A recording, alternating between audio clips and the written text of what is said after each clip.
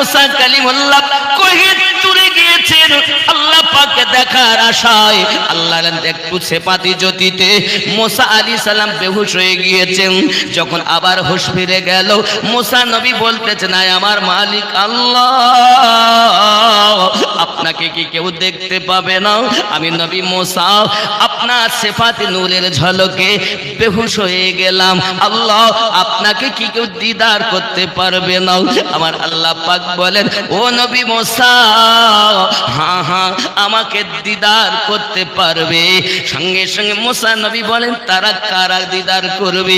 আমার আল্লাহ পাক বলেন, নবী মুসা আখিরি জামানার নবীর উম্মাদগণ আমি আল্লাহর দিদার করবে।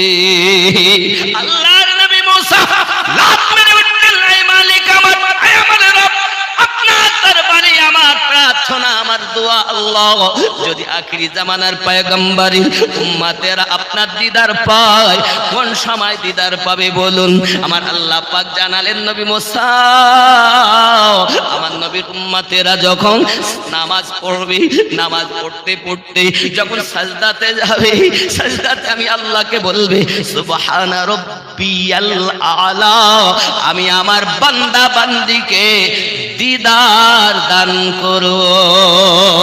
আল্লাহর নবী মুসা কেঁদে উঠেছেন, রব আমাকে মুসা নবী না বানাইয়া যদি আপনার আখেরি পয়গম্বর নবীর উম্মত করে জগতে পাঠিয়ে দিতেন, আমি নবী মুসা আলাইহিস সালাম নিজেকে ধন্য মনে করতাম। ওরে আমার মিত্রপুরের জওয়ান যুবকেরা, আমাদেরকে কান্না করতে হয়নি, আমরা ওই নবীর উম্মত হয়ে জগতের বুকে আসতে পেরেছি রে বাবা। একটুখানি নামাজে ঝুঁকে যাও, আল্লাহর ইবাদত করে নাও, না জানি কখন আমাদের মৃত্যু হয়ে যায়।